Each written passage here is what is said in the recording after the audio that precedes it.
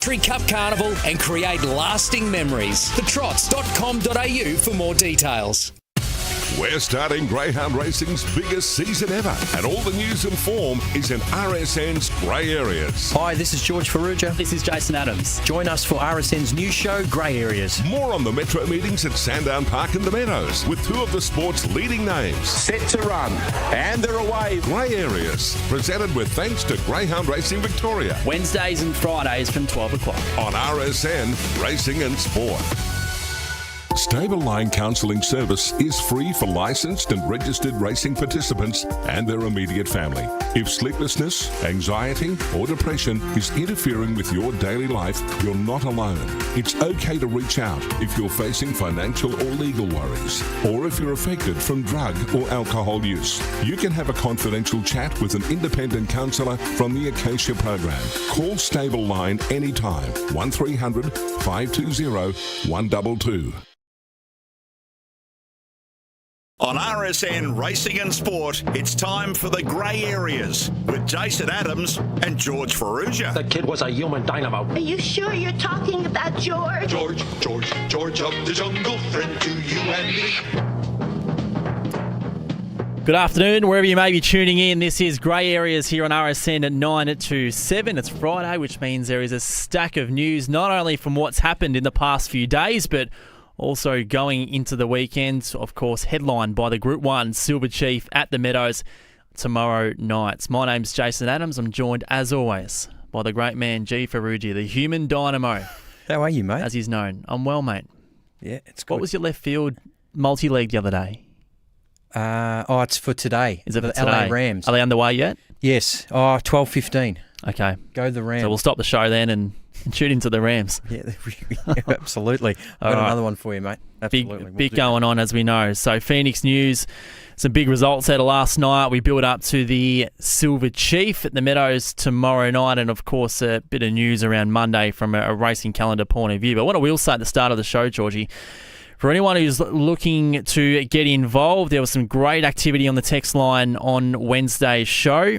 For those who want to get involved this time around, the text number is 0416 90 50 52. That's 0416 90 50 52. And what I can report is next week, Georgia, we'll be giving away hospitality tickets for the Phoenix. Oh, yes. Which are absolute rare.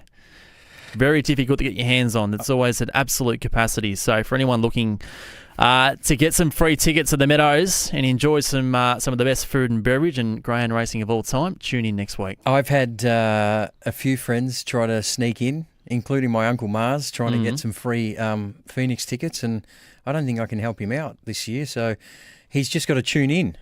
He does. Hottest ticket in town. I don't know what we're going to do. We'll run some sort of competition or whatever it might be. If anyone's got any suggestions, feel free to get involved. But before we get to the action at the Meadows, let's look back, Georgie, last night at Sandown Park with the running of the Laurels. Miss Envy, she won. But, I mean, it's one thing to see the result and she's won. The manner of which she did it was unbelievable. I'll go as far to say that I think she's the best race dog in Australia. I'm not sure she's the fastest, even though she broke 30 seconds last week.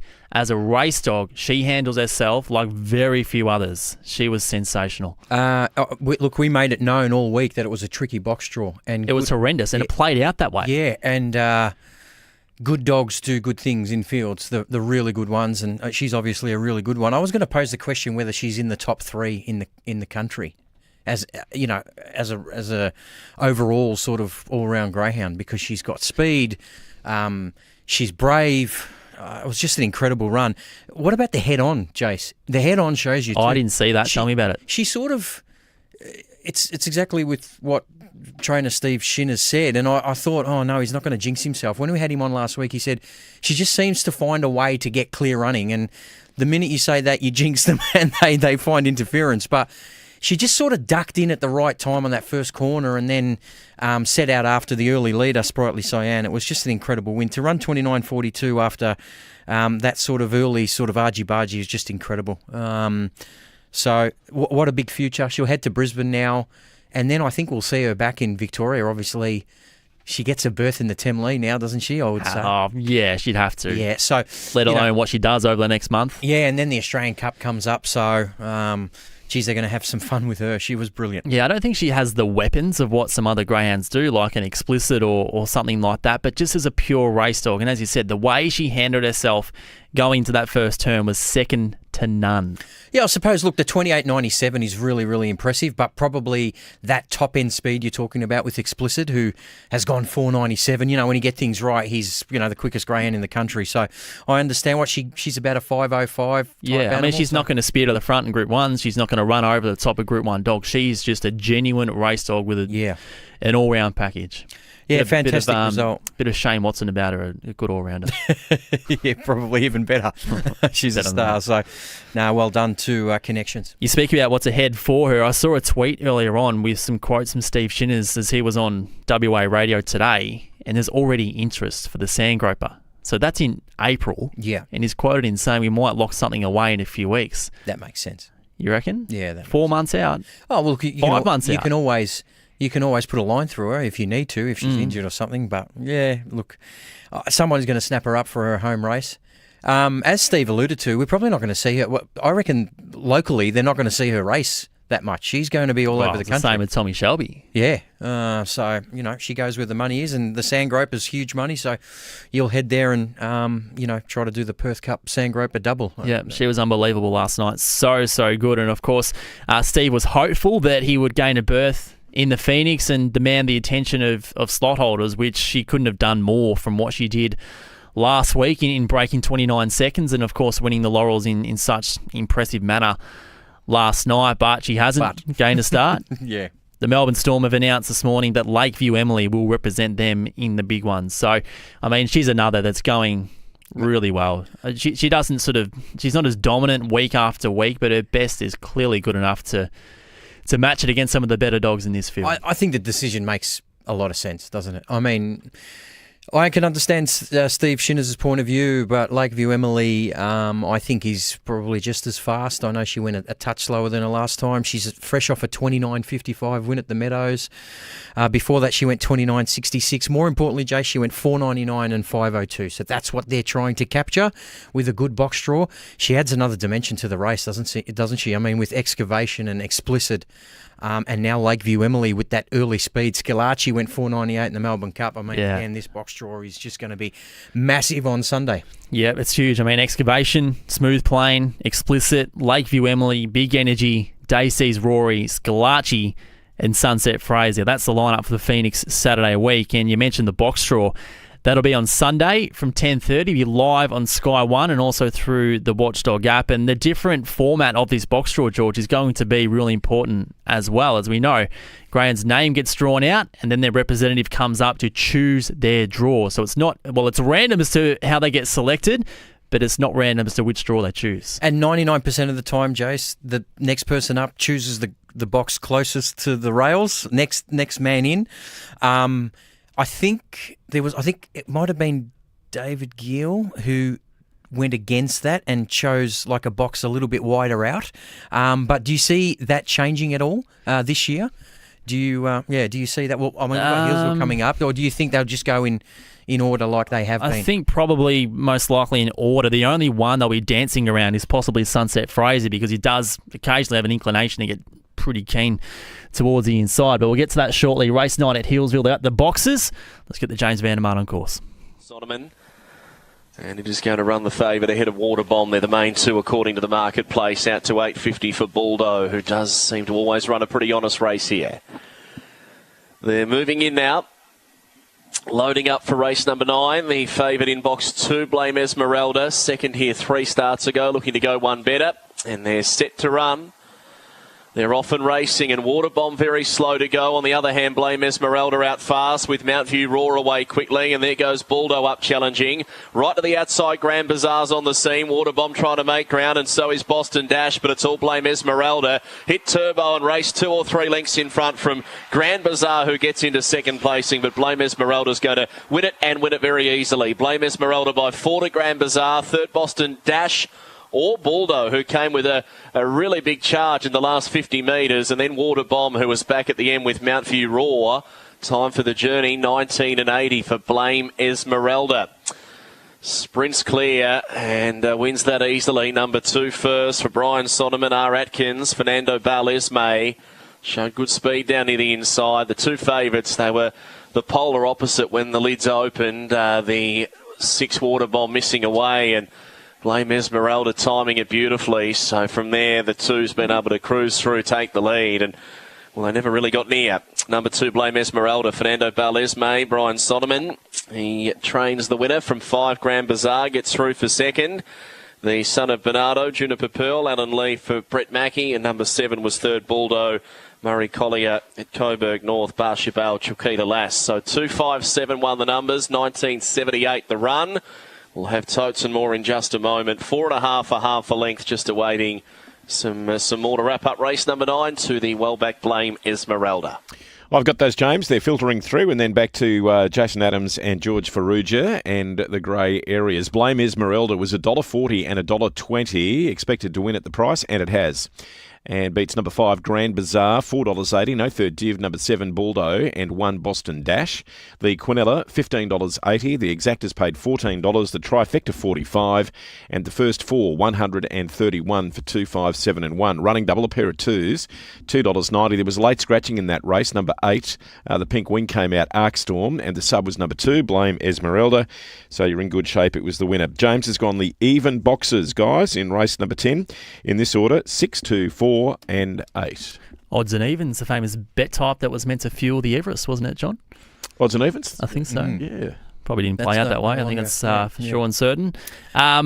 Speaking about the Phoenix, George, we've gone through the field, and of course the situation around the reserves is of interest as well, because for any greyhounds looking to, or connections wanting to be a reserve for the Phoenix, they nominate for a pool. So those nominations closed this morning, and if there is some sort of issue in the next 7 or 8 days before the Phoenix, then the slot holders who have had their greyhound withdrawn will have a choice between which of the reserves they pick out. So in terms of that pool, the nominations for that, have a listen to this lot. Grand Tour epitomise Iconic Jet, Kia Kaha, Mapunga Tully, Blue Camaro, Magistrate, Tim Zoo, and Field Day.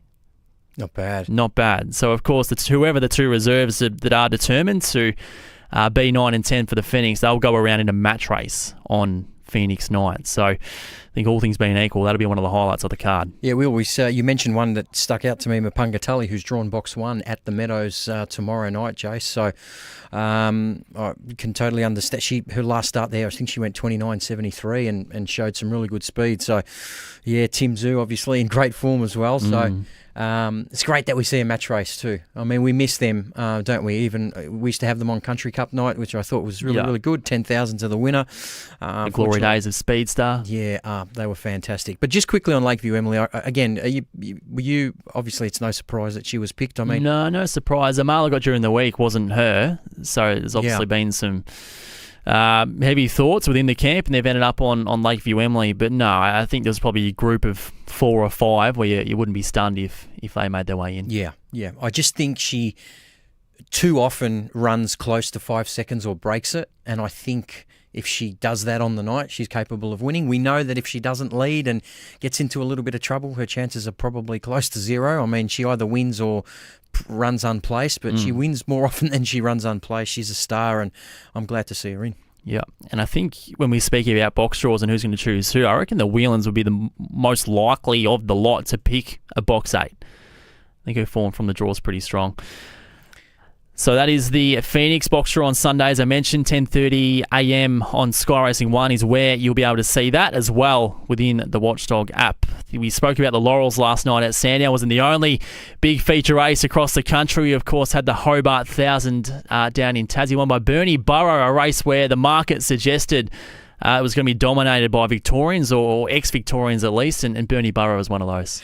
Yeah, a win close to my heart a little bit. One of the part owners, Malcolm Willoughby, bought the mum of Bernie Burrow off me as a pup. Wow. My gal Penny. And I think he was out of the game for a while and came back in and bought a couple of pups. And he rang me yesterday afternoon before the race, and he was pretty nervous, but he was so proud. The litter was reared at Toongabbie Lodge, and I just got a text message afterwards. It's just such a great story. It's such a big thrill. It's the first time he's won a big race like that. So congratulations. Obviously a greyhound we've seen a little bit of in Victoria, Jason. He carried some really nice form, but since he's gone to Hobart, he really hasn't put a foot wrong. He ran second in the heat and was too good for Hotel Whiskey One, who was right there. It was there for the taking for him, and Bernie Burrow was just too strong in the last 50 metres. So well done to Malcolm. Well done to trainer Michael Stringer and the rest of the connections. Pretty famous victory. Good operator, Mick Stringer. He's got a bit of the Tony Brett effect up in Queensland, doesn't he? He just gets these stars roll in and does a very good job with them at that. We'll speak about the Silver Chief soon, George. It's race 9 on tomorrow night's card, and that's another race where the top end of town from a market point of view is quite even, but we've got a significant presence who has joined us here in the studio. Hello, guys. Mr. Andrew Bensley. Yes, I did pre-warn them that I would be alluding into the building at 12:15. Well, it's now 12:16, so I'm running late. But we can announce via Racing Victoria that a decision has been made following a recent review that the jumps season and jumps racing will continue in Victoria. There has been a major jumps racing review since the end of last season. Lots of submissions, in fact 350 written submissions have been listened to and read and everything along that. Yesterday the Racing Victoria board approved that jumps racing will continue. I'll give more once we finish grey areas and elaborate a little bit more, but we wanted to also release it as it was becoming known. There will be no further jumps racing at Sale. Pakenham will transition out of jumps racing, and the only eastern side of the state that will have jumps racing in Victoria will be at Sandown. The rest of them will be Warrnambool, Terang, Hamilton, Casterton, Coleraine and Ballarat. A little bit more to come after grey areas, but we just wanted to allude because everyone has been waiting for that review to be announced. But jumps racing will certainly continue in Victoria. Thanks, guys. Thank you, Andrew. Good news. I'd say it is for most people. Good news for the participants. Yeah. As we've seen earlier in this week, there have been organisations that are making announcements regarding ceasing stuff. It's good to know that for participants and for natural jumpers, there are horses out there that love jumping, and it's giving them an extra portion of their life to enjoy things. So jumps racing certainly will continue. And Andrew, question without notice. I mean, we've spoken all week about New Zealand and the elements around that. You mentioned a few tracks there that won't be holding jumps racing. Do you know what the reason is as to why they won't be? I think that sometimes it is the shape of the track itself. The Sale inside track is a turning sort of track. It hasn't got long straights to its sides. So I think where they position the jumps is also got to be thought about for the horses themselves, so they're not jumping on a bend or anything like that. So I think that that's certainly been the thought of Sale. But in looking at Warrnambool, we know how big Warrnambool is in May, and for them not to have jumps racing in May, it would change the makeup of that carnival. But the tracks that hit, like Colerane's got an beautiful inside jumps track. They've looked at the tracks that will relish it rather than be against. And we want horses to enjoy themselves and to, we want to phase out fatalities if we can within every sport, any code. But I think that's been another key facet, that they've looked into many avenues of keeping people safe, jockeys not having falls and things like that. But I think Sandown, as we know, is a big track. Ballarat is too. That the jumpers are getting plenty of room to feel safe within their roles. There's a lot more to it that people will get to read about. It's going to be on the Racing Victoria website, but I think at this point in the middle of your show is that the good news is for participants that jumps racing will continue. Good common sense, Wales. Thank you. Yeah, thanks, very guys. Important, I guess, for participants, George, who invest heavily in jumps racing, a good thing for them. But as Andrew mentioned, and it's a consistent theme amongst all racing codes, is the safety of the animals is paramount. So I'm sure there's people out there who think maybe jumps racing shouldn't go ahead, but to hear there has been changes made, it's going to be a really important part of it going forward. Good. I'm happy for the people that are involved in that side of the industry. How's this for a text? Hi, George. With the horse jumps racing being continued in Victoria, Will we ever see greyhound jumps racing again? Probably some of my earliest memories at Olympic Park. I reckon John might know them too. They used to have the old sort of broomsticks. They were green. It used to be handicap races. I forget the name of. Might be Weinberg. I forget the name of a greyhound who always used to start off the back marker and win at Olympic Park. But they were a great spectacle. Will we see them back? No, no chance in hell. See them back, but they were fun to watch in the 80s. Hopefully, one thing we do get back, George, is handicap racing. Yes. Yeah. I wouldn't say there's been a development, but at least there's been some conversation in the past week about it. So wouldn't you love to see? I'm the number one advocate for it. There is so many things that handicap racing solves, whether it's interference, grading, distance racing, a betting product, tick, tick, tick. So hopefully we can get momentum for that. Fellow King off the back He mark. gives himself a handicap, doesn't he? He doesn't need the boxes. Yeah, it'll be fantastic to watch that. Fingers crossed. Okay, moving on to the Silver Chief final tomorrow night at the Meadows. And as I said, it's even at the top end from a betting point of view, isn't it? And we've seen Nerling as a scratching come out from box 3. So poor Ike at the moment, pending no further scratchings, will jump from box 3. But ripping contest this is. 5 of the 8, $4.40 or under. I don't think I've seen a Group 1 like this, Jace, in fairness. I mean, and you know what? When you look at the race, I'm not sure what your thoughts are. It's a head scratcher for me. It really is. I don't know what Epitomise is going to do from box 8, as in will he begin? Yeah, if he begins cleanly and, he's capable of running 5 seconds flat, he could lead all the way. Iconic Jet, I think he's pretty well drawn. Despite drawing box 6, I think with his splits can really make his presence felt. And then you've got a greyhound in box 2 who's run 29.07 at Sandown Park and it really has not put a foot wrong from inside draws, Deadly Avenger. He's got some speed in Giacomo in box 1, so this is just a cracking race. We haven't even mentioned Poor Vortex, who's probably the career best form, or in a greyhound in great form. I think he's won 5 on the fly now. So I don't know where you're leaning. I'm sort of leaning towards Iconic Jet, but it's one of those races that I really don't want to have a bet in. I think it's very tough.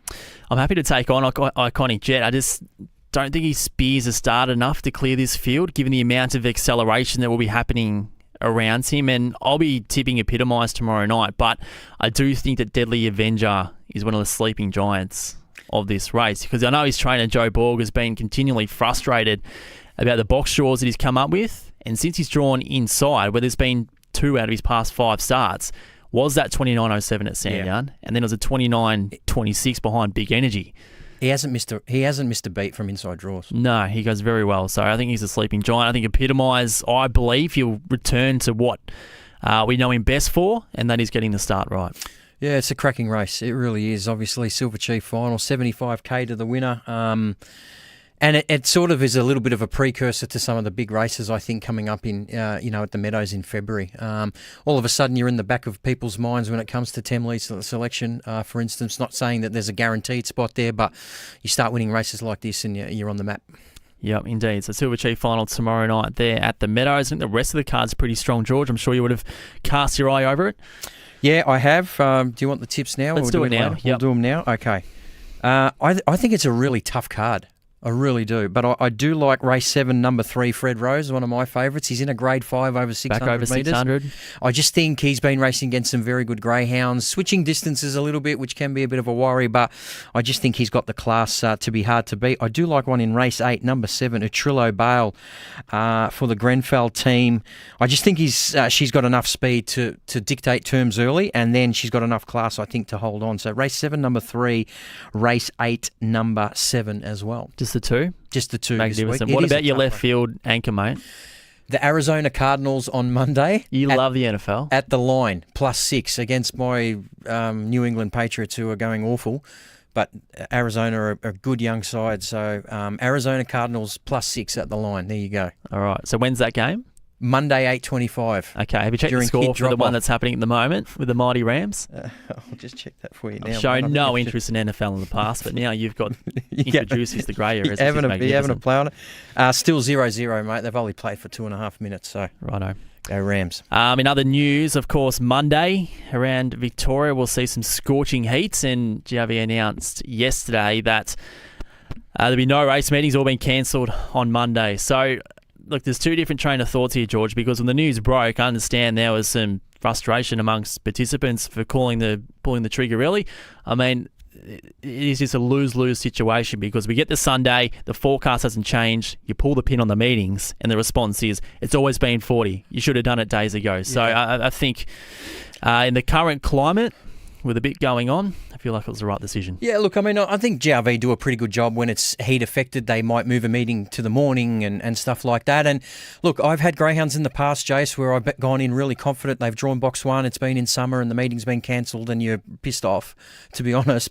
And I get where the trainers are coming from too and the owners, because they drive in air conditioned. They get there, they're in air conditioned kennels. They race for 30 seconds. They're washed down with cold water immediately, back into air conditioned. So I understand that point of view.